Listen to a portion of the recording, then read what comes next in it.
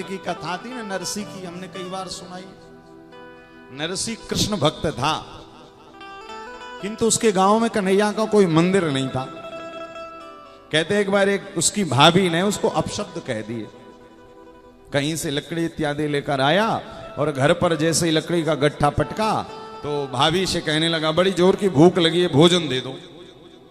भाभी ने कहा, काम का ना काज का दुश्मन अनाज का दिन भर खाता रहता है, जा जाकर मेला खा ले, बिष्ठा खा ले।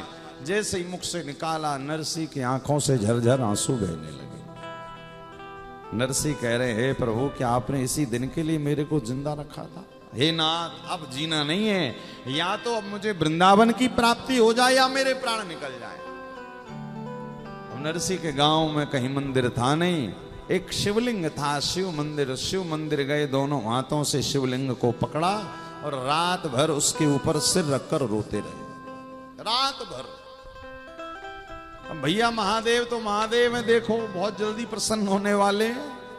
तो महादेव ने सोचा, बताओ, कोई तो जल से अभिषेक करता है, कोई दूध दही घी शक्कर शहद से करता, कोई बेलपत्री चढ़ाता है। ऐसा भक्त पहली बार आया जो अपनी आंखों के आंसुओं से ही मेरा अभिषेक कर रहा। बाबा कहने लगे, वाह वाह।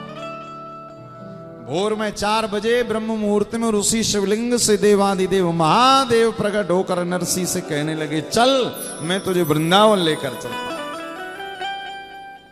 कहने का अभिप्राय है कि नरसी ने पूजन तो किया शिव जी का, रोया तो शिव जी के पास, किंतु शिव जी उसको कहां ले गए? वृंदावन। क्यों? शिव जी ने कहा, रे भैया, तुम्हारे प्रारब्ध में, तुम्हारे भाग्य में ना कृष्ण प्रेम लिखा हुआ है।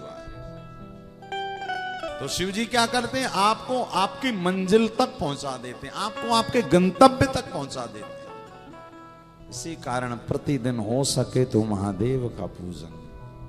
5 देवों में से एक देवता है महादेव। इनको आदिदेव कहा जाता है, इनका कोई अंत नहीं है, ना तो मध्य है, ना अंत है, ना प्रारंभ है। ये तो सृष्टि के भी कहते हैं अनादिकाल जो ब्रह्मा की मानस सृष्टि होती है, जो चित्रगुप्त बनते हैं, जो यम बनते हैं, कहते ये सब गणना इनकी छोटी पड़ जाती है शिव के एक दिन के आगे। 4 कल्प बीतते हैं, कई मनवंतर बीतते हैं, कई ब्रह्मा बदलते हैं, तब कहीं शिव जी का एक दिन बनता है। इसी कारण इनको कहा जाता है देव देव महादेव, आदि अनंत शिव देव देव महादेव। सबसे बड़े देवता, सबसे बड़े ईश्वर, जीव मात्र पर कृपा। और देखिए कितने बड़े हैं, किंतु उतने ही दया के भंडार हैं, उतने ही दयालु हैं। ये बड़े व्यक्ति की पहचान होती, जो जितना उदार होगा ना वो उतना सरल होगा, और जो जितना छोटा होगा वो उतना कठिन। क्या? जो जितना सरल होगा, जो जितना उदार होगा, वो उतना ही बड़ा होगा हमारा। और बड़ा होने के बाद भी कहाँ रहते हैं? शमशान में। अरे धन धन भोलेनाथ, क्या है वो भैया? अरे 3 लोक बस्ती में बसा के आप बसे वीराने में। धन धन भोलेनाथ दया निधि, कौड़ी नहीं खजाने में। 3 लोक बस्ती में बसा के आप बसे वीराने में। अरे आप बसे वीराने। वीराने में क्यों? बाबा कहते, भैया दुनिया को चाहिए माल, हमें चाहिए माला। तो बाबा शमशान में बैठकर केवल श्री राम जय जय राम। इसी कारण देखो काशी में भी बाबा ने राम जी को बिठा लिया अपने सामने। काशी विश्वनाथ में भी राम जी का एक, राम जी यहां पर खुद शिवलिंग के रूप में बैठे। दर्शन किया भी आप लोगों ने? नहीं किया। काशी विश्वनाथ मंदिर में ठीक सामने। कहते हैं एक बार काशी में भोले बाबा ने कहा, राम जी ने कहा, प्रभु हे महादेव, हम वरदान देते हैं आपको कि काशी में आने के बाद आप जिसके कान में तारक मंत्र सुना देंगे वो मुक्त हो जाएगा। कहा, प्रभु लेकिन आपके बिना हम काशी में नहीं रहेंगे, आप रहोगे तभी हम यहां पर रहेंगे। अरे बाबा राम जी ने कहा, मैं साकेत जाऊं। बोले नहीं नहीं, आपको यहां भी रहना पड़ेगा। भाई हम हो गए चेला, आप हमारे यहां पर गुरुजी बनकर रह जाओ। राम जी ने कहा ठीक है, कहां बैठे? कहा हम बैठ रहे हैं इस तरफ काशी विश्वनाथ बनकर, और हमारी नजरों के ठीक सामने भगवान राम जी अभिमुक्तेश्वर महादेव के रूप में विराजमान हैं। बोलो अभिमुक्तेश्वर महादेव की हो। तो काशी विश्वनाथ मंदिर के ठीक सामने बिल्कुल राम जी शिवलिंग के रूप में अभिमुक्तेश्वर महादेव के रूप में विराजमान। बहुत कहते हैं अनादिकाल पुराना वो मंदिर है, और शिवलिंग की तो खैर कोई महिमा ही नहीं। भगवान शिव ने कहा था प्रभु हमारा दर्शन करने के बाद जीव को जब तक आपका दर्शन नहीं होगा तब तक उसकी काशी यात्रा पूर्ण नहीं मानी जाएगी। क्या यदि आए हो काशी विश्वनाथ दर्शन ना किए हो अभिमुक्तेश्वर महादेव के तो कर लेना। बड़ी शांति वाला मंदिर, बड़ा अखंड आनंद वहां पर मिलता है।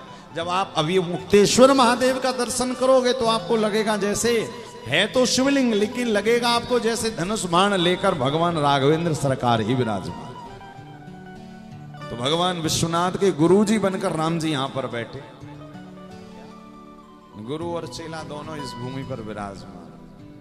तो भैया काशी साधारण नहीं, यहां पर राम जी भी है, भोले बाबा भी हैं, सारे देवी देवता सब विराजमान है। 68 करोड़ तीर्थ काशी में विराजमान है। विचार करो जिस भूमि पर आप रह रहे हो वहां पर 68 करोड़ तीर्थ विराजमान। देवादिदेव महादेव की सुंदर सी शिव महापुराण की कथा, जहां पर भगवान के शिवलिंग के प्रागट्य की कथा है। वैसे तो देखिए नहीं कछुआदि मध्य अवसाना, भगवान का कोई आदि मध्य अंत नहीं है। भगवान के ना कोई हाथ है ना कोई पैर है, किंतु उसके बाद भी अब चूंकि एक कल्प भेद की कथा है ना, तो भगवान शिव का शिवलिंग मृत्यु लोक पर सबसे पहले कहां प्रकट हुआ उसकी कथा श्री शिव महापुराण में कि सुश्वाप परया भूत्या स्वानुगैरपि संवृतः आगतम गुरुमाराध्यम दृष्ट्वा यो वच्चरेता। कथा थी है कि एक बार ब्रह्मा जी का और विष्णु भगवान का जरा खटपट हो गई। अब देखो खटपट जब होती है तो वो झटपट शांत भी नहीं होती घर पे। खटपट कलयुग की खटपट जब होती ना तो झटपट नहीं जाती है, कई दिनों तक चलती है वो खटपट। कितने दिन तक महाराज, कई कई घरों में तो एक एक महीने क्या एक एक साल निकल जाते हैं। वो कहते हैं हम आपसे बात नहीं करेंगे। याद रखिएगा भैया समय निकल जाएगा। कई कई लोग तो दुश्मनी लिए लिए ही मर जाते हैं, पता है आपको।